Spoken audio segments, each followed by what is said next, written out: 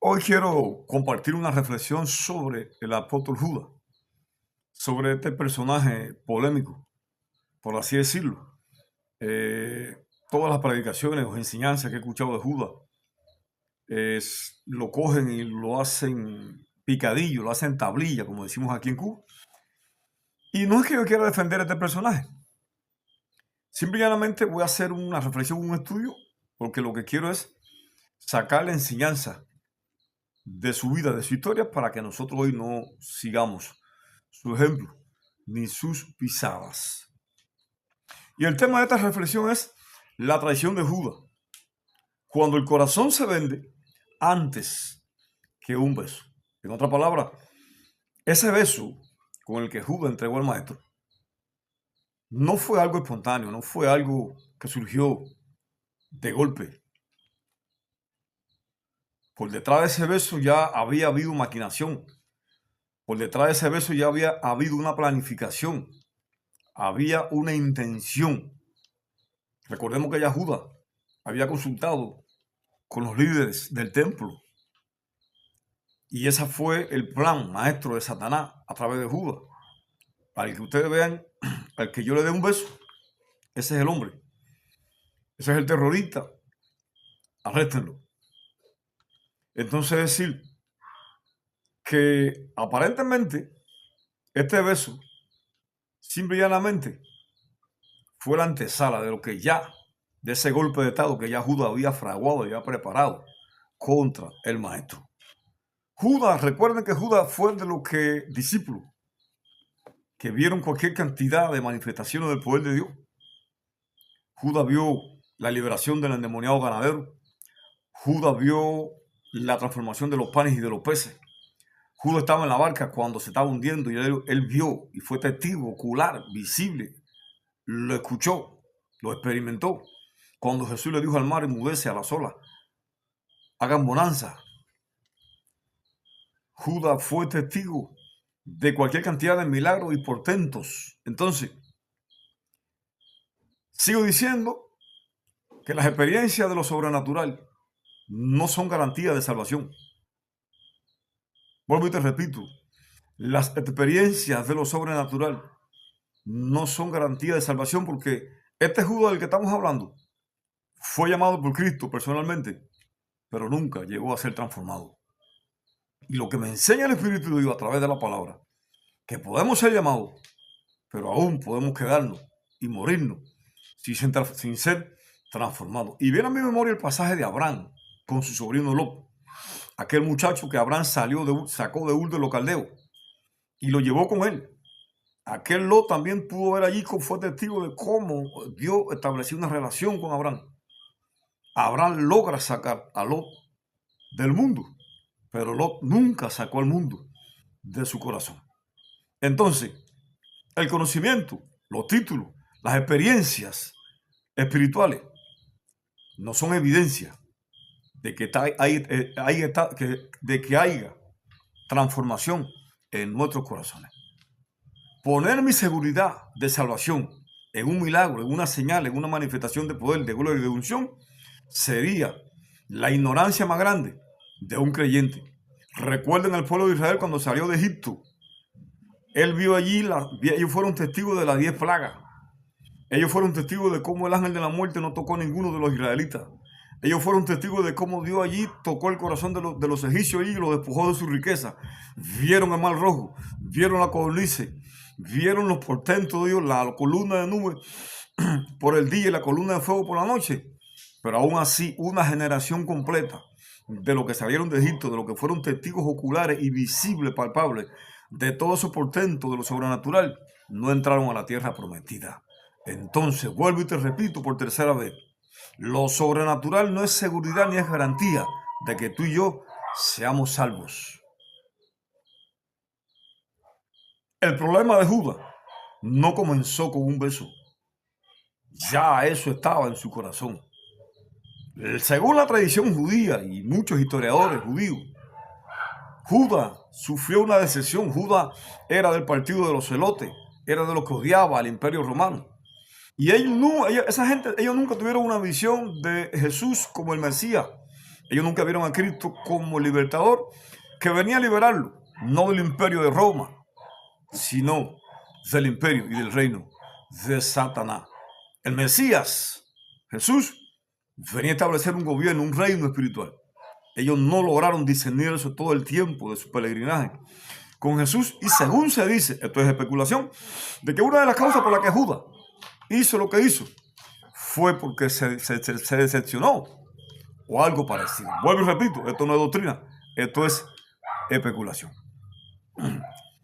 Judas tenía un problema, él robaba de la bolsa. Juan capítulo 12, versículo 6.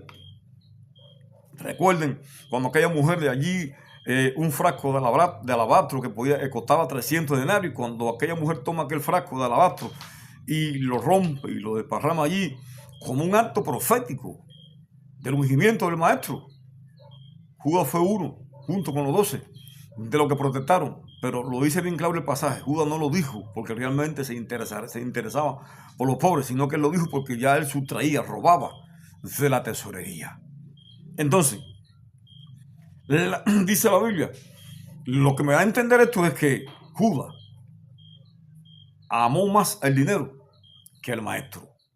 Y hoy en día todavía siguen habiendo profetas, evangelistas, pastores y maestros, y una novia, una iglesia, creyentes, discípulos, que siguen amando más el dinero que al maestro. Hoy en día siguen habiendo hombres y mujeres que por causa del amor al dinero, del afán y de la ansiedad, no tienen una relación correcta con Dios. No tienen un caminar consecuente. Han dejado de seguir las pisadas del maestro. Y como Balaam, se han extraviado en su codicia, en su idolatría por la economía. Toda gran caída pública empieza con pequeñas concesiones. Toda gran caída comienza con pequeñas concesiones. Ojo con esto. Toda gran caída comienza con pequeñas concesiones. No es un secreto para nadie.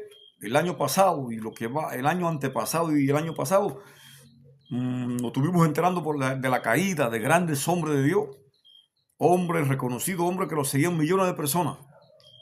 Pero hombres que también ya después de 7, 8 años estaban viviendo en pecados sexuales, en pecado de adulterio. Y cuando estos hombres se enfranquearon y hablaron la verdad, ellos no llegaron allí de golpe. El enemigo no lo llevó allí a acotarse con una mujer de golpe. Empezaron descuidando pequeñas cosas.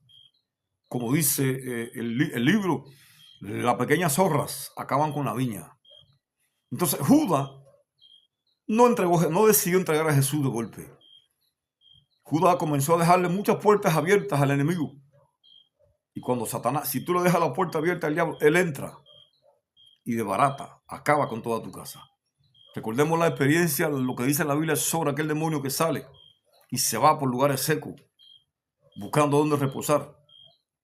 Y no encuentra dónde meterse y regresa y encuentra la casa ordenada, barrida, pero vacía. Y busca 7 demonios peores que él y entran y el postrer estado de esa casa queda peor que el primero. Eso fue lo que pasó con Judas. El demonio que se fue de Judas regresó y vio allí que Judas estaba robando y vio que ahí en el corazón de Judas habían tantas cosas malas y perversas y se metió con 7 peores que él y lo llevó hasta la horca, lo llevó hasta el infierno. Satanás no entra de golpe. Le preparamos las entradas, les abrimos las puertas. Por eso que la Biblia dice en varias de las epístolas del apóstol Pablo, no deis lugar al diablo. Jesús le decía a sus discípulos, oren para que no entren en tentación. Y Pablo dice, huid de la fornicación. Por eso que José no dio percance a nada, no descuidó nada y salió corriendo. Prefirió que dijeran por las redes sociales, vimos a José desnudo corriendo de la casa de Potifar, antes que dijeran que él se había acostado con la mujer de Potifar. David descuidó su propósito, su misión, cuando debía estar en la guerra de Israel, se quedó en su casa. ¿Por qué? Porque descuidó, se confió, la soberbia, el orgullo, ya era rey. Ya era un hombre creído, era un pastor, un apóstol, un profeta, un evangelista ya creído. Había ganado varias batallas. Y esa fue su ruina. Porque detrás de ese descuido estaba la mano de Satanás. Cuando se para allí, en aquella ventana, ahí estaba el golpe maestro del enemigo. ¿Y qué decirte de Sansón? El hombre que se puso a jugar con la unción y con pequeños deslices terminó preso, ciego, encadenado y debajo de un poco de escombro. Todos estos ejemplos son advertencias para nosotros hoy. Seguimos. El diablo no fuerza las puertas, entra cuando el corazón se la abre. Ojo con esto, el diablo no fuerza las puertas, él no tiene la llave desde tu corazón ni de mi corazón. Nosotros se la damos cuando le damos lugar al pecado, cuando hay pecado no confesado, cuando miramos algo que nos llamó la atención, nos gustó y queremos seguir mirando, cuando hacemos cosas que no confesamos, cuando vergamos o guardamos sentimientos negativos en el corazón. 30 piezas de plata eran el precio de un esclavo. Ese fue el valor que Judas siempre detuvo al maestro. La Biblia dice: el que me ama, mi palabra guardará. Me amáis si guardáis mi mandamiento. Hoy hay un evangelio donde operan mucho las emociones. Pero recuerda, el que me ama, mi palabra guardará. ¿Con qué guardará el joven su camino? Con guardar tu palabra. Entonces, el amor hacia Cristo no se expresa con palabras. Se expresa con un continuo seguir la pisada del maestro. Se expresa y se demuestra con un continuo practicar las escrituras, obedecer la palabra. Se expresa con un continuo siendo sal y siendo luz, alumbrando en la oscuridad, a través de tu testimonio, a través de tus acciones, de tu conducta, de tus actitudes. Si eres de lo que dices que amas a Jesús, pero solamente son palabras huecas y vacías, tienes que arrepentirte. Judas también lo amaba a su manera, pero en su corazón, Jesús para él simplemente tenía menos valor que el de un esclavo, que el de un siervo. La pregunta que surge es: ¿cuánto hay de Judas en ti y en mí? La Biblia no recoge estos ejemplos por casualidad. Recordemos que Judas era líder.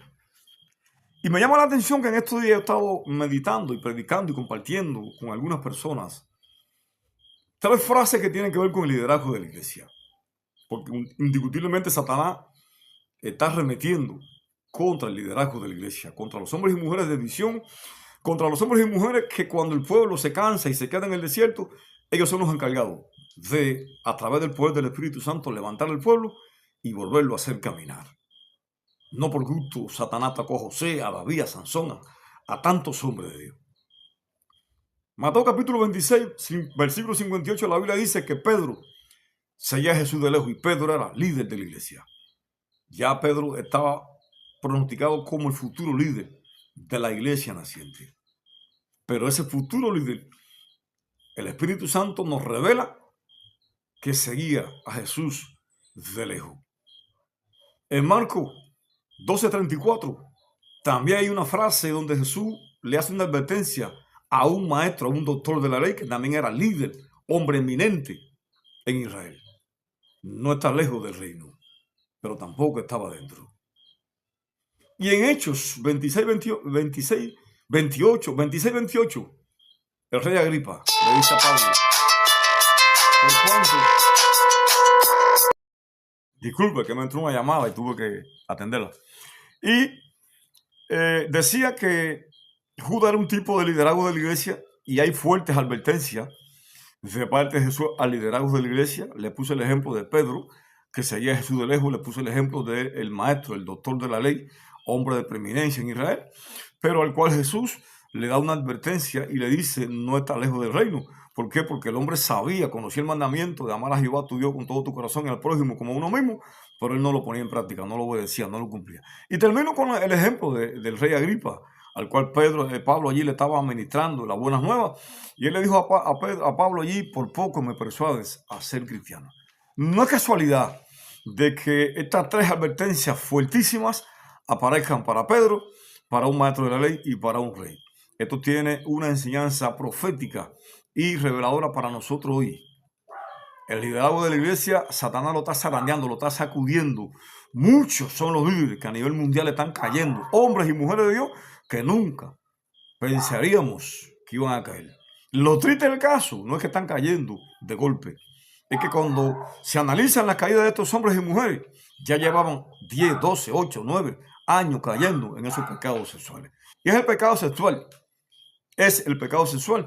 el que Satanás está usando para destrozar al cuerpo y al liderazgo de la iglesia. Espero que esto te sea de bendición. Comparte este video. Si te da edificación, danos un like, haznos un comentario y suscríbete al canal.